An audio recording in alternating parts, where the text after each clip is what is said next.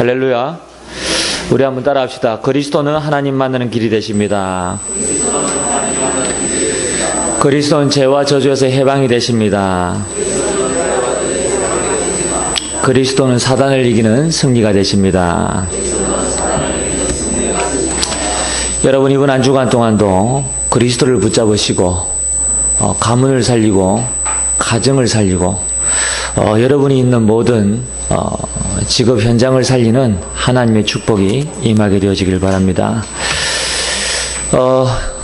지난 한 주간 우리는 명절을 통해서 가문의 현장, 또 우리 가정의 현장, 우리 자신의 현장, 혹은 또 우리 후대 현장 보게 되어지는 의미 있는 한 주간을 보내게 되어졌습니다. 저도 우리 서가택 식구들과 또 이렇게 시간을 보내면서 유익한 시간을 보냈는데요.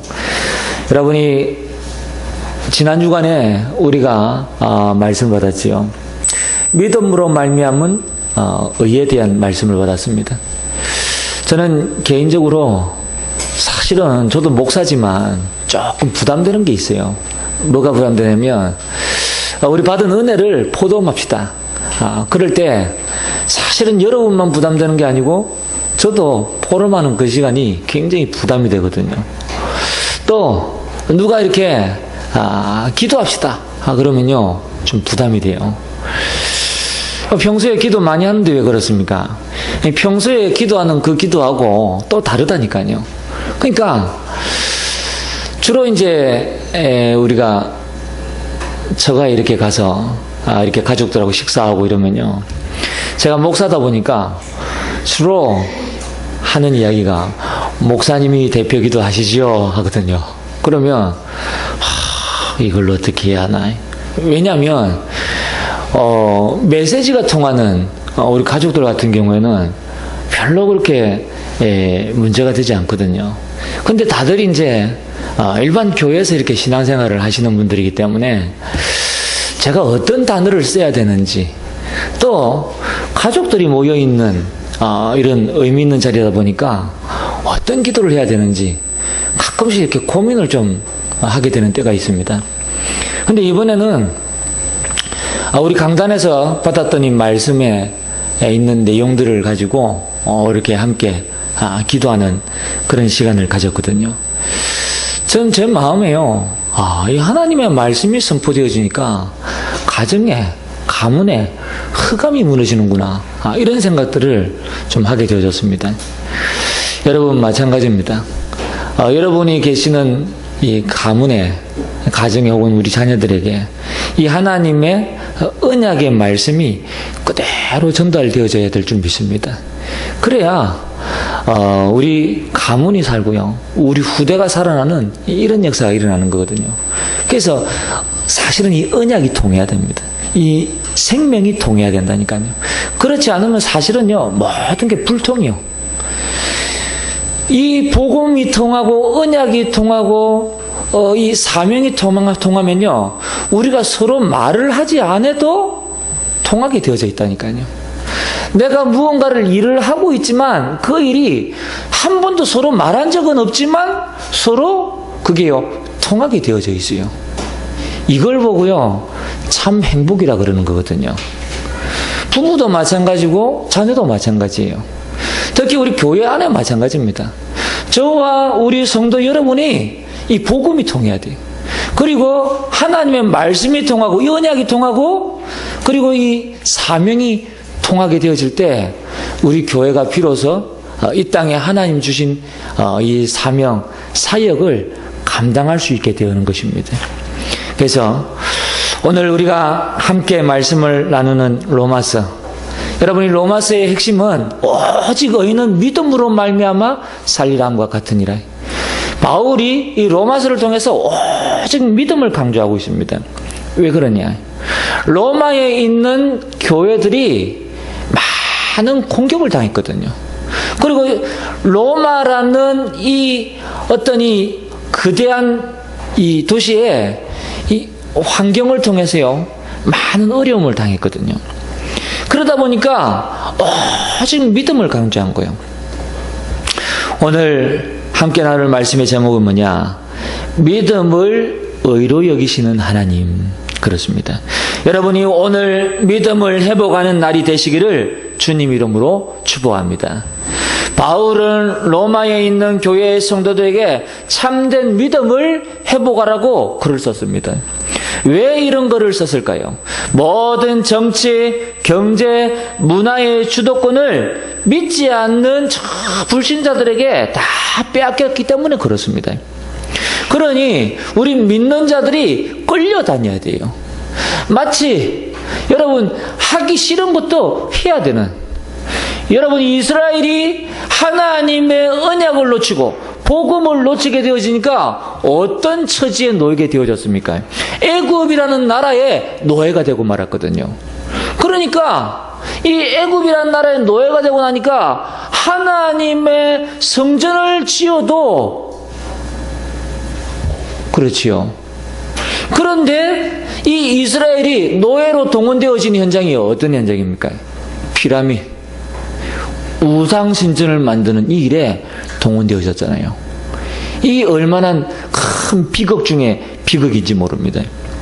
저와 여러분이 하나님의 영광을 위하여 이 땅에 복음을 전가하는 이 사명을 감당해야 됨에도 불구하고 오히려 우리는 하나님의 영광은 고사하고 세상 사람들의 비위를 맞추는 이런 일을 우리는 어쩔 수 없이 해야 되는 그런 상황에 놓이게 되어졌다니까요.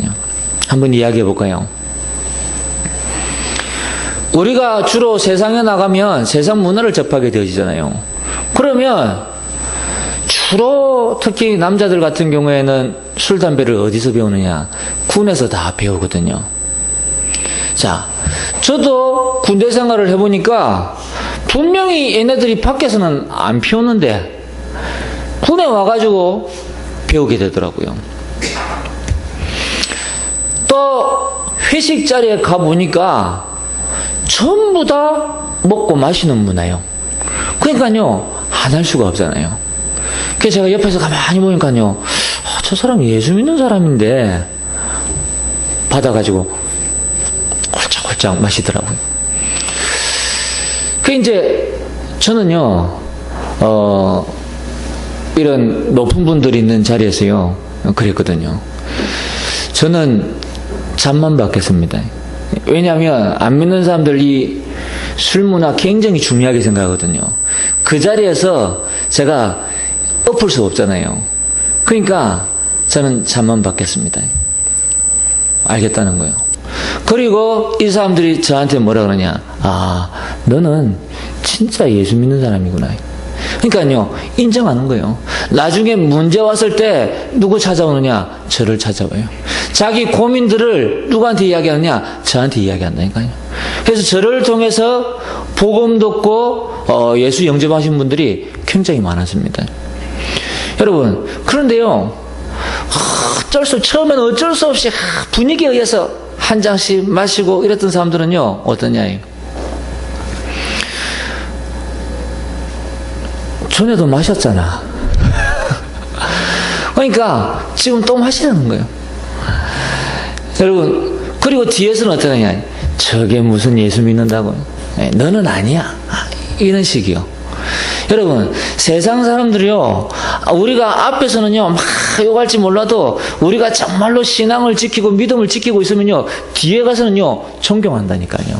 아, 예수 믿으면 저래야 돼. 진짜 예수 믿는 사람. 그렇습니다, 여러분.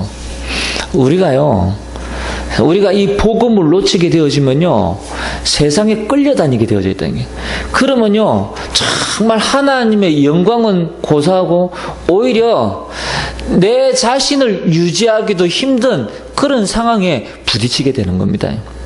그래서 여러분, 정말로 우리는 정치, 경제, 문화, 복음으로 회복해야 될 줄 믿습니다. 그리고 이 속에서 살아가는 우리 후대들이 하나님의 능력과 그 계획을 모르고 방황하고 있기 때문에 하나님의 능력을 믿는 믿음을 회복하라고 바울이 이 글을 쓴 것입니다. 할렐루야. 여러분, 오늘 믿음을 회복하는 귀중한 날 되시길 바랍니다. 오늘 첫 번째 뭐냐? 오늘 3절에 보니까 성경이 무엇을 말하느냐? 아브라함이 하나님을 믿음에 그것이 그에게 의로 여겨진 바 되었느니라 그랬죠. 여러분, 아브라함이 누굽니까? 이스라엘이 가장 존경하는 인물이 아브라함이에요. 그래서 이 바울은 아브라함을 지금 비유로 들어서 다시 한번 말하고 있습니다. 여러분이 아브라함은 갈대아 우르에서 거주하였습니다. 근데 이 갈대아 우르가 어디냐? 자, 우상숭배하던 지역입니다. 여러분, 그래서 이 우상숭배하는 저주 속에서 살고 있는 이 아브라함을 하나님은 건져내신 것입니다. 약속을 말씀하셨지요. 네 본토 친척 아비집을 떠나 내가 네게 지시하는 땅으로 가라고 말씀하셨습니다. 여러분, 이것이 노력입니까? 믿음입니까? 하나님이 아브라함을 건져내셨어요. 이것은 행위가 아닙니다. 이것은 노력이 아니라니까요. 이것은 당연히 믿음입니다. 오늘 바울은 그것을 이야기하고 있는 거예요. 마찬가지입니다. 여러분 가정의 영적인 문제는 그리스도의 능력으로만 해결될 줄 믿습니다. 그렇죠. 여러분 개인의 영적인 문제도 그리스도로 해결될 줄 믿습니다.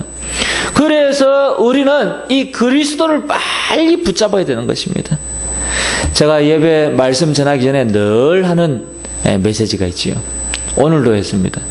그리스도는 하나님 만나는 길이 되십니다. 선지자지요. 그리스도는 죄와 저주에서 해방이 되십니다. 제사장입니다. 그리스도는 사단을 이기는 승리가 되십니다. 왕입니다. 그리스도 선지자 제사장 왕으로 오신 그 그리스도를 절대로 잊어버리지 말라는 것입니다. 그래서 여러분이 이 그리스도를 붙잡고 여러분이 있는 현장에서 승리하라는 거예요. 가장 먼저 이 예배 속에서 그리스도를 붙잡고 승리하라는 것입니다. 그리스도를 놓친 예배는요, 의미가 없는 거예요. 그리스도를 붙잡고 하나님 앞에 드리는 이 예배가 우리에게는 의미 있는 예배가 되는 것입니다. 여러분, 한번 이야기해 볼까요? 우리는 우리 자신이 다 된 것 같거든요. 복음의 말씀을 듣고 있으면 다 된 것 같습니다. 그런데 예배당 문을 나서는 순간 그때부터 우리는 또다시 모든 생각과 사상과 체질이 삶이 어디로 돌아가냐? 세상으로 돌아가 버린다니까요. 말씀은 잊어버리고.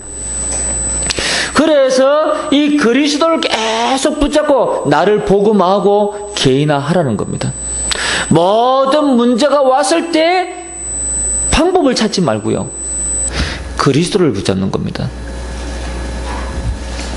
오늘 우리 전사님 기도하셨습니다마는 우리 권사님이 이제 이 자녀들 곁으로 이렇게 갑니다. 저는요, 갑자기 이 소식을 듣고요. 왜? 하나님 앞에 기도했다니까요. 하나님 왜? 그러니까요, 저는요, 뭔가 이렇게 문제가 이렇게 생기면요, 하나님 앞에 늘 기도하거든요. 하나님 왜? 무엇 때문에? 왜냐면 우리 교회는 아직까지 우리 권사님이 계셔야 되거든요. 근데 왜? 계속 기도하면서 보니까요, 오늘 새벽에 마지막에 말씀을 딱 정리하던 중에 하나님 깨닫게 하시는 거 있죠. 아, 가문을 복음해야 되니까, 후대를 살려야 되니까 하나님께서 선교사로 보내시는 거구나. 할렐루야. 그렇지요. 여러분, 우리가 육신적으로 굉장히 서운할 수 있습니다. 그러나 우리는요, 사실은 선교사 파송시를 해야 돼요.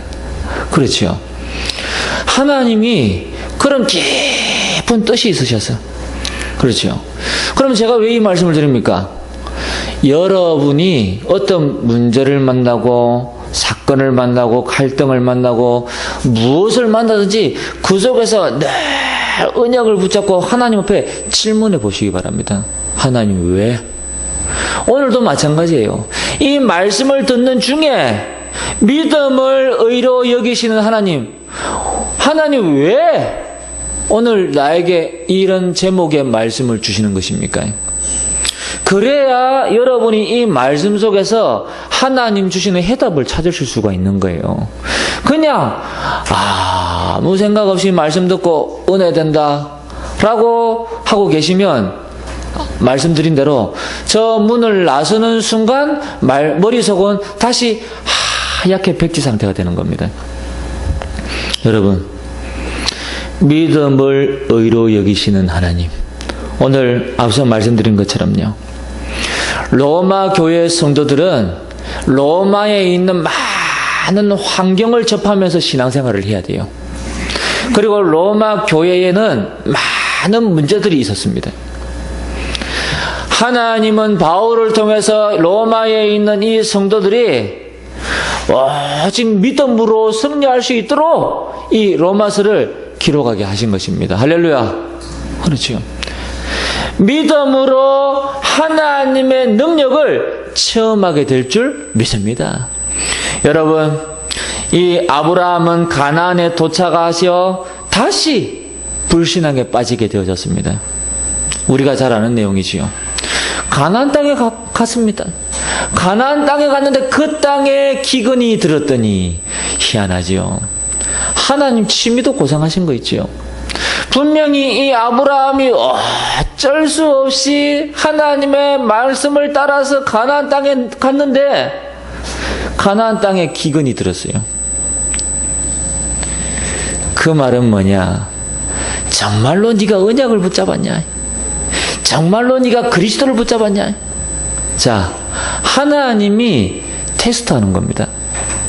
여러분, 어떤 분이 참 미국에서 공부하고 상당한 실력을 갖췄는데도 불구하고 한국에 와서 직장생활을 하는데요, 신기한 거 있지요.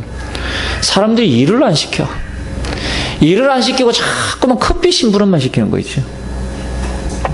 그래서 나중에는 갈등이 올 정도로, 아니 나는 굉장히 고급 인력인데, 굉장히 이 분야에 실력이 있는 사람인데 왜 이 사람들이 나한테 자꾸 커피만 시키지? 갈등이 될 정도로. 그런데요, 누가 옆에서 기땜을 해준 거예요. 커피를 시키는 게 아니다.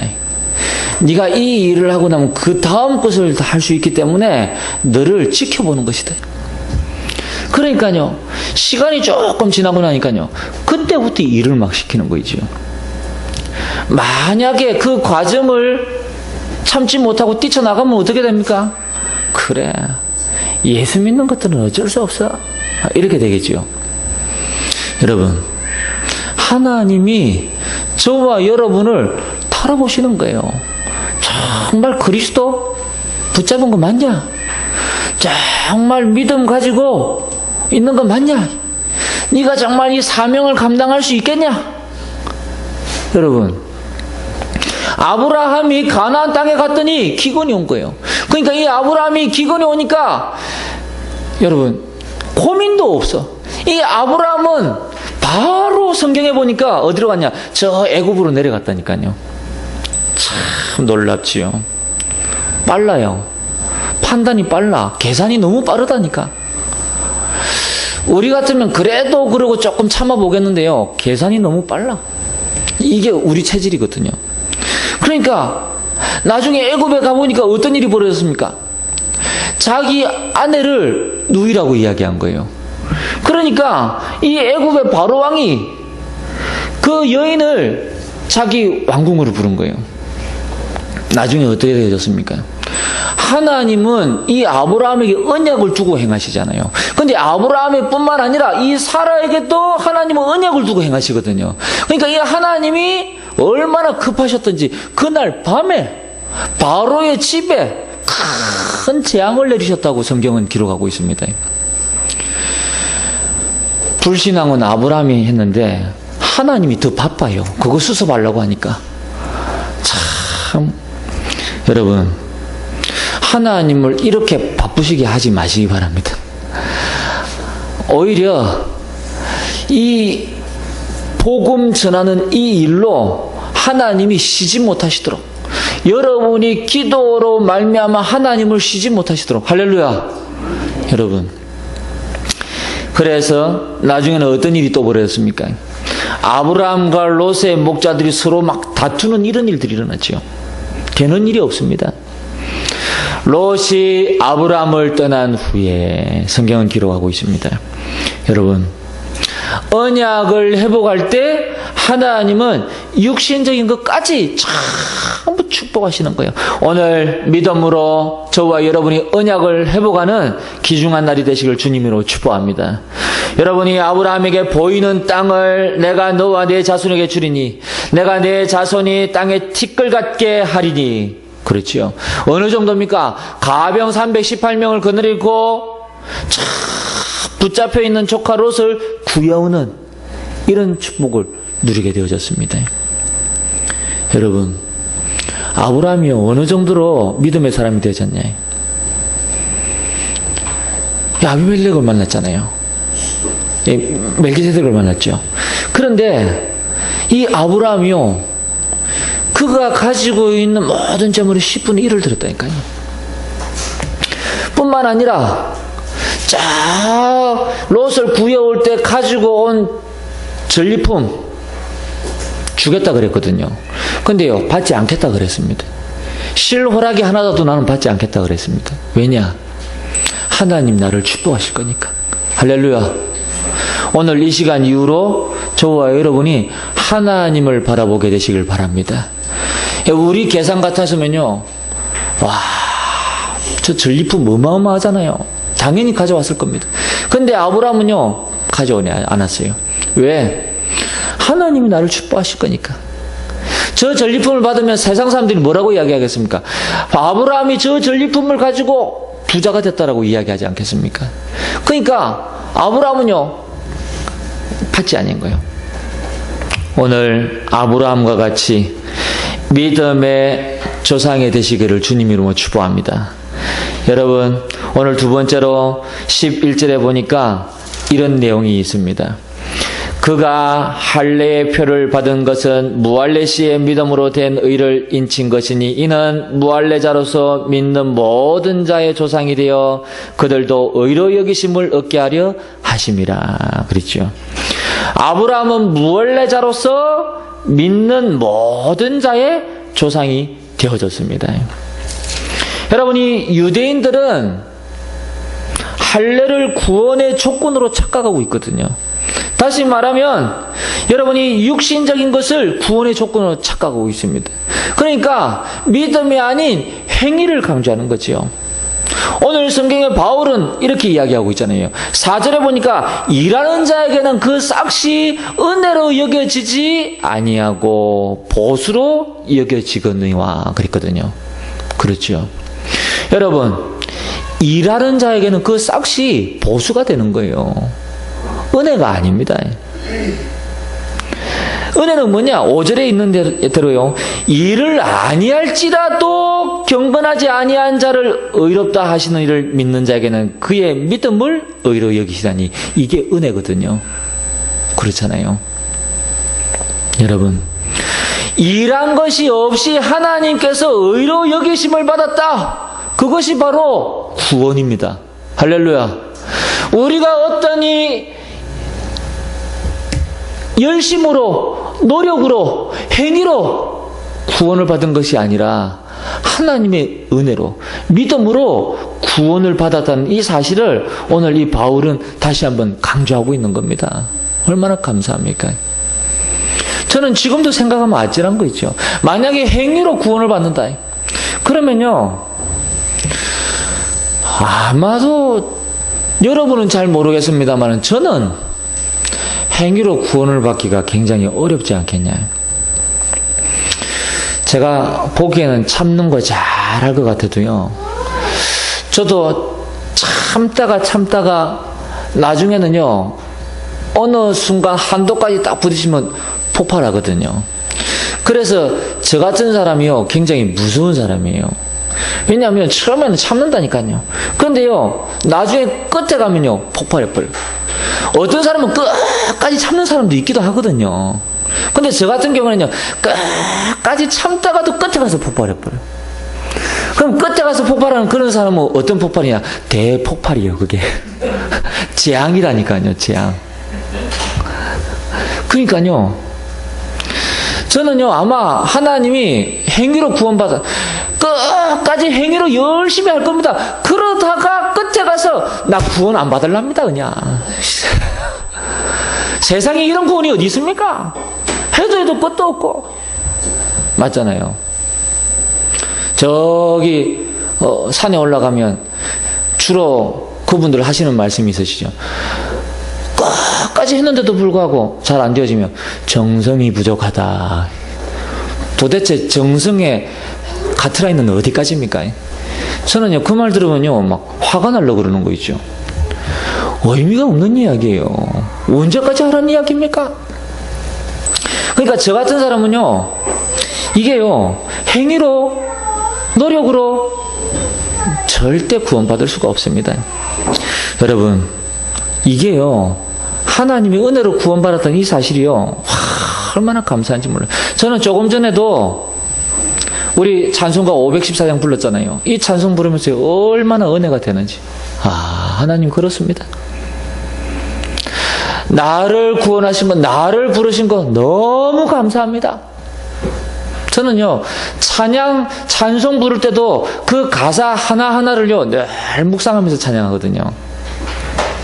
어떤 사람은 생각은 딴 생각하고 입만 찬양하고.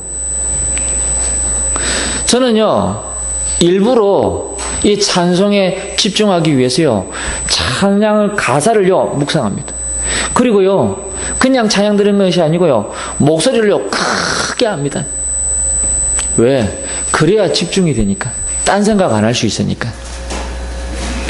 어떤 분은 그러시더라고요. 제가 저 일산에서 목회할 때 우리 권사님 한 분이 그러시더라고요. 이분이 성가대도 하시고 오랫동안 찬양을 하신 분이거든요. 근데 이분이 그런 말씀하세요. 목사님 찬송하실 때 자기가 이렇게 같이 찬양을 불러오면 다른 사람하고 다르다는 거 있죠. 목사님 찬송하실 때는 굉장히 자기 마음에 뭔가 이 찬양이요, 와닿는다는 거 있죠. 그래서 제가 무슨 뜻인지 알겠습니다. 왜냐? 저는 찬송을 그냥 안 하거든요. 찬송을요, 하나님 앞에 은혜로 하나님께 드리는. 왜냐? 저는 실력이 없거든요. 좀 죄송한 이야기입니다만은 저는요, 가끔 가다가 음도 틀리거든요. 박자도 틀리거든요. 그리고 저는 좀 죄송합니다만은 이 콩나물 볼 줄 모르거든요. 저는 이 장조도 잘 볼 줄 모르거든요. 심지어 여기 요즘 찬송가에는 보니까 기타 코드도 있던데 코드도 저는 못 잡거든요. 그런데요, 한 가지, 하나님 앞에서, 전 찬송 부를 때 하나님 앞에서, 정말입니다. 그러니까요, 전 지금도 생각납니다. 교육자 생활하면서 찬송 인도하라 그러는데, 저는 어릴 때부터 제가 알고 있는 착각이 있거든요. 나는 엄치야. 나는 엄치라고 생각했거든요. 그러니까 찬송 부르러 나갔는데 얼마나 떨리는지 막 심장이 벌렁벌렁 한 거 있죠. 막 앞에 있는 사람들이 전부 나만 쳐다보니까. 근데요, 처음에 그렇게 떨다가 나중에 찬송 드리는 가운데 생각 바꿨어요. 찬송은 하나님께 드리는 거지. 내가 이 사람들을 쳐다볼 필요가 없어. 하나님 앞에 찬송 드리는 거. 그때부터요, 내가 은혜가 되는 거 있지요. 그때부터 이 찬송이요, 힘이 있는 거 있지요. 얼마나 감사한지. 그래서 저는 처음에 찬양 인도할 때부터 생각을 바꿨습니다. 찬송은 하나님 앞에서, 사람 앞에서가 아니야. 하나님 앞에서. 비록 못하는 찬송이지만 흉내 낼 필요도 없습니다. 그냥 내가 은혜 받은 대로 찬송하면 됩니다. 그러니까요, 일산에서 그 권사님이요, 저보고요, 목사님 찬송하실 때는 뭔가 이렇게 와닿는다는 거 있죠. 하나님이 역사하신다는 거 있죠. 그래서 제가 무슨 뜻인지 알겠습니다. 왜냐하면 제 개인에게 그런 어떤 이 은혜가 있고 비밀이 있으니까요. 지금도 마찬가지입니다. 지금도 찬송 그렇게 잘하는 거 아닙니다. 근데 찬송 회복하면서 제가 느낀 겁니다. 내가 엄치 아니구나. 내가 이 곡을 많이 안 불러보고 이게 훈련이 안 되어져서 그렇지 엄치는 아니구나. 왠고 하니까 방송에 나오는데 진짜 엄치들은 너무 심하더라고요. 보니까 이걸 갖다가 노래라고 부르는 건지 듣고 있는 것 자체가 민망하고 힘이 들 정도로 노래를 부르더만요. 아, 저게 음치구나. 저는 이제 하나님 은혜를 받고 나서부터 해방되어졌습니다. 아, 나는 음치 아니야. 얼마든지 연습하면 돼. 훈련하면 돼. 여러분, 우리 교회 앞으로 특징 하나 만들어야 되겠습니다. 찬송 부를 땐 전부 입을 크게 벌리시기 바랍니다. 그리고 목소리는 가장 크게 오직 하나님 앞에서 할렐루야. 예, 여러분, 그렇게 해야 내가 사는 겁니다. 내가 살면 우리 가정과 우리 후대와 우리 직장, 내가 있는 지역이 살아난다니까요. 얼마나 감사한지 몰라요. 그래서 찬송 부를 때 어떤 분은요, 입만 왔다 갔다 립싱크 하시는 분들이 계세요. 그런 분들은요, 절대 안 바뀝니다. 성령이 역사 안 하셔요. 여러분, 크게 부르려야 돼요. 여러분, 앞서 말씀드린 대로 하나님은 무할례자인 아브라함을 부르셨습니다. 여러분, 이 이스라엘은 육신적인 것을 구원의 조건으로 확신했죠. 영적인 것을 완전히 놓친 것입니다. 그래서 유대인들이 멸망하게 되어진 이유가 되어진 것입니다. 여러분, 사실은 앞서 말씀드린 대로 아브라함은 할례 받기 전에 이미 구원을 받았거든요. 얼마나 감사합니까? 로마 교회 안에서 이 사상이 서로 막 싸우게 되어진 겁니다. 그러니까 로마 교회 성도들이 이 할례를 강조할 정도가 되어졌다니까요.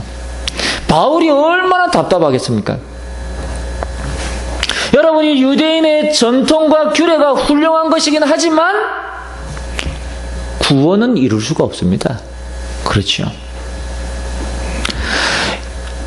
많은 교회들이 좋은 시스템을 가지고 있지만 복음 전하지 아니하면 아무 의미 없습니다. 그렇잖아요. 비록 우리가 부족한 것 같지만 이 복음을 가지고 있고 저와 여러분이 이 언약 안에 있다면, 하나님 주신 이 사명 속에 우리가 살아가고 있다면 저와 여러분은 가장 큰 것, 사실은 모든 것을 다 받으신 줄 믿으시기 바랍니다. 여러분, 우리는 세상을 두려워할 필요가 없습니다. 우리는 세상을 부러워할 필요가 없다니까요. 저도 개인적으로 조금 이렇게 은혜가 떨어지고 영적인 힘이 약해지면요, 막 그런 거 있죠. 전에 이야기 드렸잖아요. 이 건물 주인이 저하고 나이 차이가 얼마 안 나요. 거의 우리 집사람 나이대라니까요. 근데 이 건물이 등기부 등본을 보니까 이 친구가 이렇게 매매할 때 이 법원에서 이제 경매를 낙찰을 받았는데 12억에 낙찰을 받았더라고요. 그럼 이 건물이 대략 지금쯤 한 얼마 정도 가는지 알겠죠? 일단 한 20억 이상이에요, 이 건물 자체가. 그러니까요. 그리고 보니까 부모로부터 물려받은 땅도 있어가지고 저 시골에 땅도 있고, 그리고 이 건물만 가진 게 있는 게 아니고 부산 시내에 몇 군데 또 건물을 가지고 있고, 부동산 하는 거예요.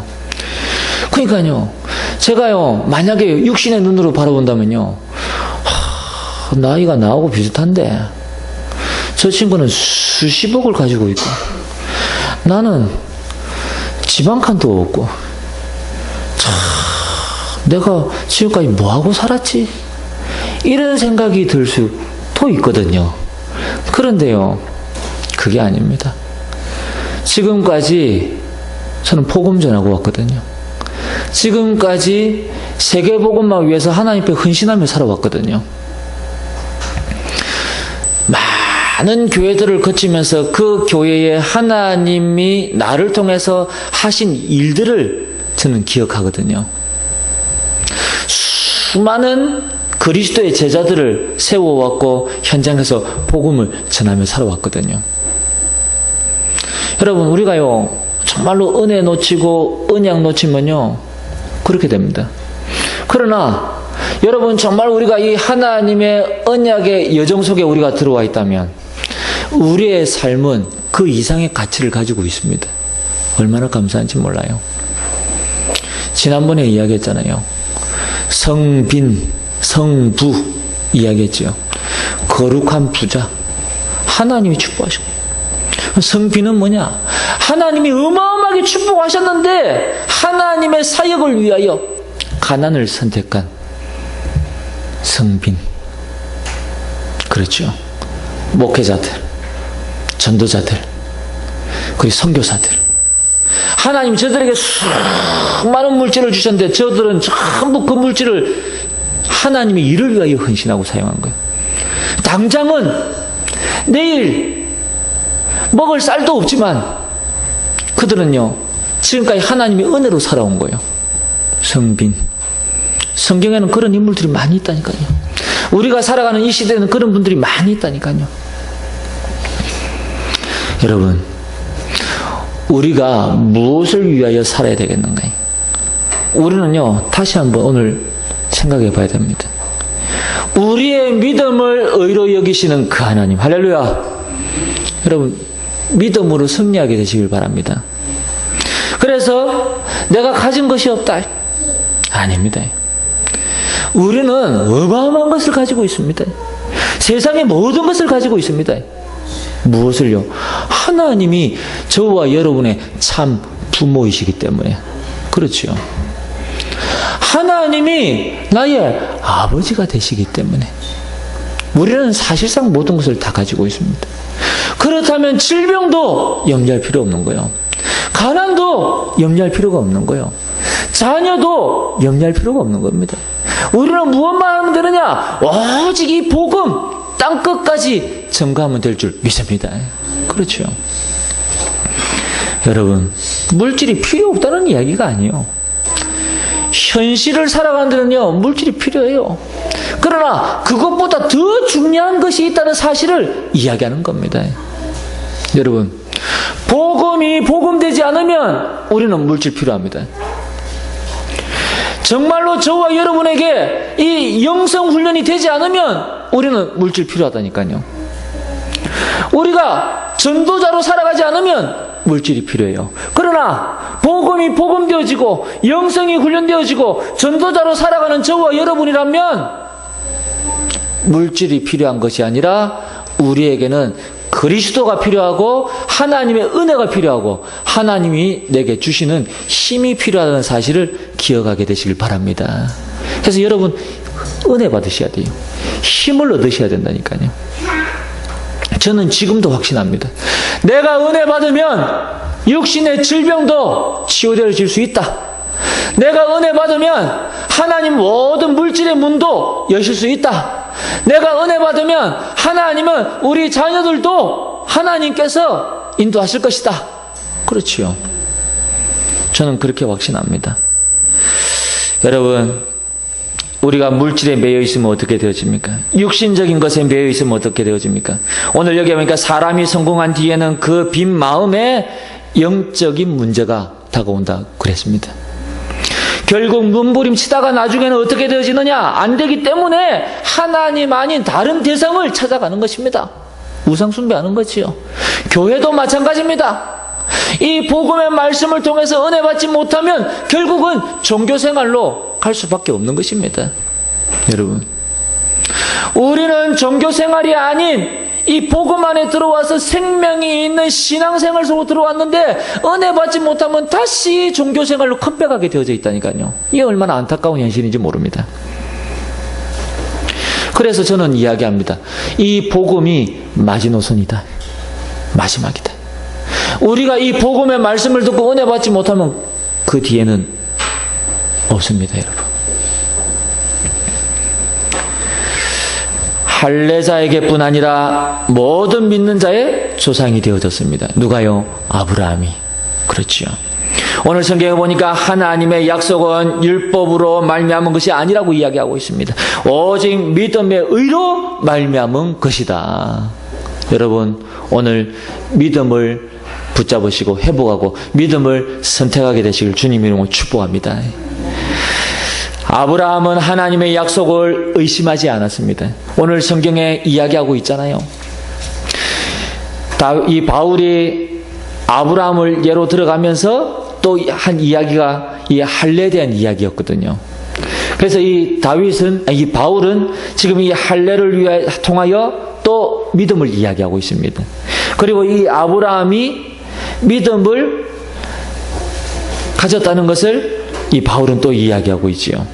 19절에 보니까 그가 100세나 되어 자기 몸이 죽은 것 같고 사라의 태가 죽은 것 같음을 알고도 믿음이 약하여지지 아니하고 그랬습니다.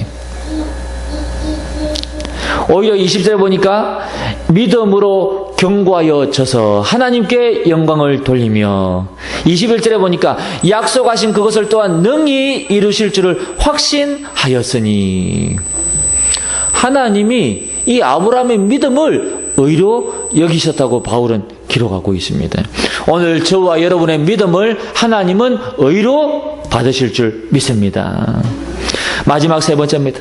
오늘 우리는 하나님이 나에게 주시는 은혜를 회복해야 될 줄 믿습니다. 여러분, 오늘날 전 세계가 우상에 빠져 있기 때문입니다. 지난 우리 명절 주간을 보냈습니다마는 많은 우리 친인척들이 어디에 빠져 있습니까? 우상 숭배에 빠져 있습니다. 교회 다니는데도 불구하고 복음이 희미하니까 우상 숭배하는, 그리고 우상 숭배는 하진 않지만 복음을 시인하지 못하는, 믿음을 고백하지 못하는 그런 삶을 살아가고 있습니다. 여러분, 지식인일수록 영적으로는 어둡습니다.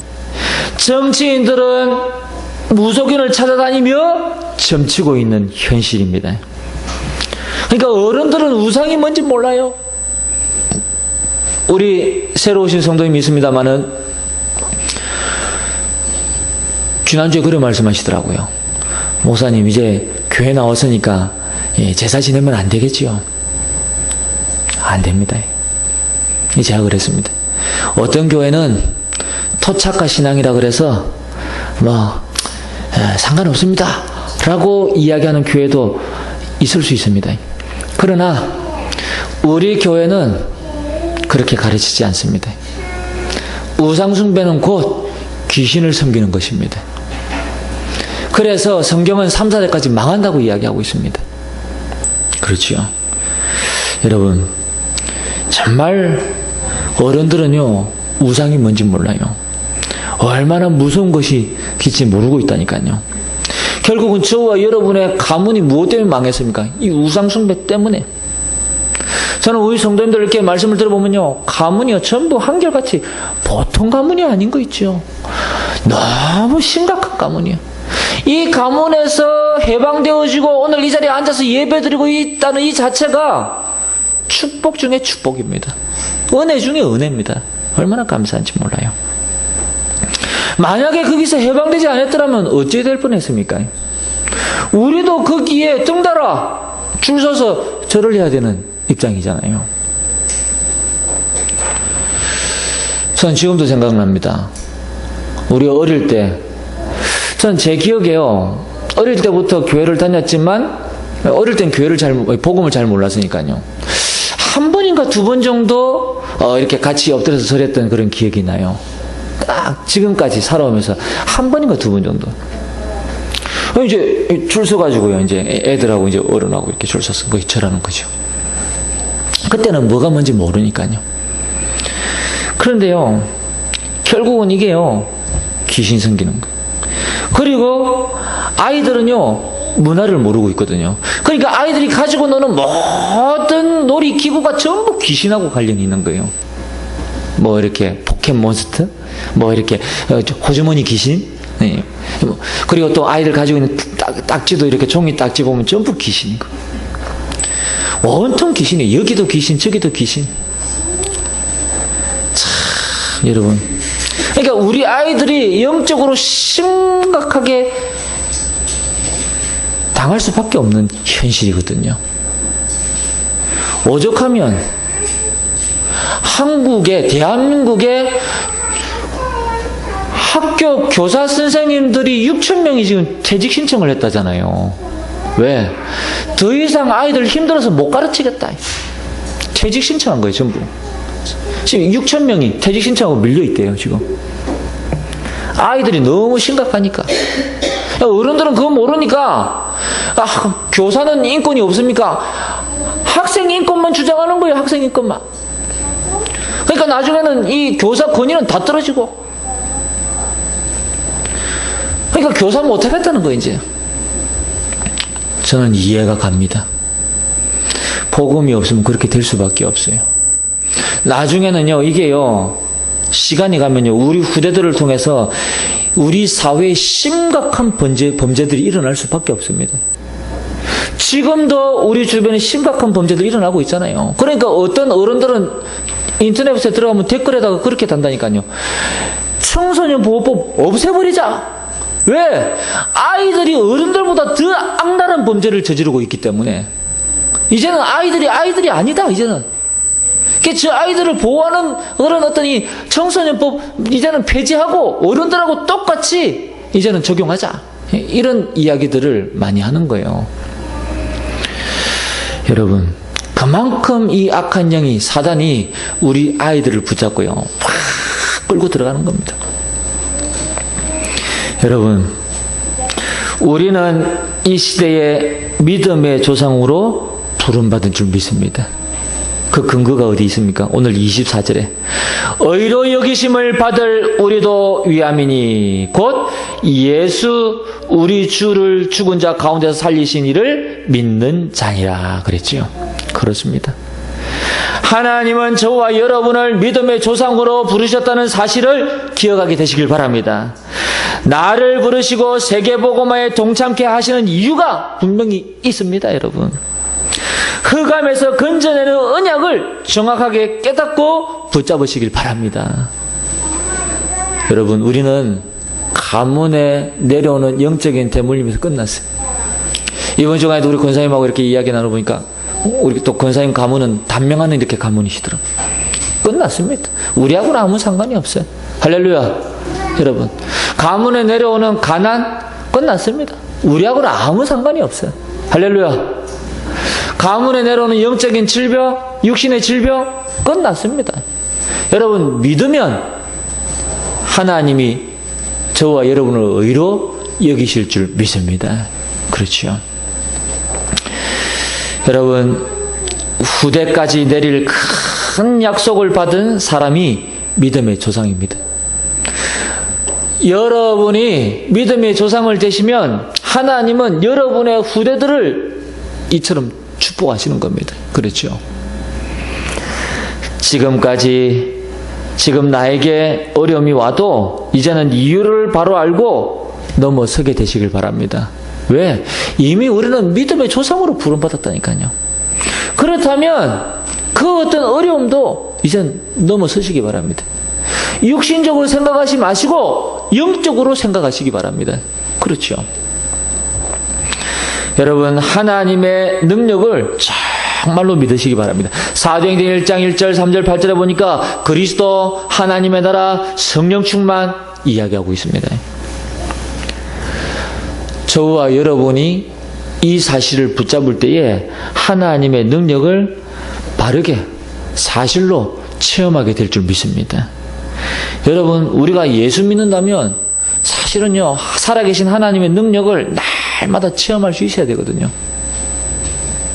오늘 드려지는 이 예배가 살아계신 하나님을 체험하는 그런 예배가 되어져야 되거든요. 사도행전 1장 1절 3절 8절을 붙잡고 하나님 앞에 예배를 드리는 겁니다. 사도행전 1장 1절 3절 8절을 붙잡고 마가다락방에 120문도가 모여서 기도하기 시작했다니까요. 이때 어떤 일이 일어났습니까? 오순절 날이 이미 이름에 성령의 역사가 일어났습니다. 뿐만 아니라 사도행전 3장 1절 보니까 제9시 기도 시간에, 여러분, 이 제9시 기도 시간에 어떤 하나님의 역사가 일어났습니까? 우리가 이 축복, 이 비밀을 누려야 될 줄 믿습니다. 여러분, 이번 주간에 사도행전 1장 3절 8절 붙잡고 제9시 기도 시간에 이 속으로 들어가시게 되어지기를 바랍니다. 그러면 하나님은 반드시 능력으로 역사하시게끔 되어져 있습니다. 여러분, 오늘 마지막 결론입니다. 구원과 그 축복은요, 행위로가 아니라 믿음으로라는 사실을 여러분 기억하시기 바랍니다. 그래서 여러분의 믿음이 나를 살리고 가문 살리고 여러분의 가정과 후대를 살리고 직장과 사업장을 살리는 것입니다. 그렇지요. 여러분 믿음을 회복하시기 바랍니다. 또 뿐만 아니라 두 번째로 불신앙을 무너뜨리고 하나님의 말씀과 영적 사실을 믿으시기 바랍니다. 그럼 하나님의 말씀과 영적 사실을 어떻게 믿습니까? 오늘 이 말씀을 믿으면 돼요. 믿음을 의로 여기시는 하나님, 이 말씀을 그대로 믿으면 된다니까요. 그리고 영적 사실을 어떻게 믿냐? 하나님이 지금 나와 함께 하신다. 하나님이 지금 영으로 역사하신다. 내가 예배드리고 기도하는 이 시간에 성령으로 역사하신다. 그렇죠. 이 사실을 믿는 겁니다, 여러분. 아니, 이 믿음 없이 어떻게 여러분 세상을 살아갑니까? 우리가요, 정말로 복음 가진 사람이 맞다면요, 이 믿음을 가지고 있어야 돼요. 그리고 하나님은 저와 여러분을 세계복음화를 향해서 언약의 여정을 이어가고 계시는 것입니다. 내가 지금 이 속에 있는 겁니다. 마지막 세 번째입니다. 하나님이 주시는 지혜를 구하고 불신자들을, 다시 말해서 세상을 리드하시기 바랍니다. 끌려다니지 마시고 리드하시기 바랍니다. 여러분, 그게 믿음의 사람입니다. 그게 믿음의 조상이라니까요. 믿음을 의로 여기시는 하나님이 함께 하시는 사람은 이렇게 될 수밖에 없습니다. 이번 주간에 믿음을 의로 여기시는 하나님 붙잡으시고 승리하게 되시기를 주님 이름으로 축원드립니다.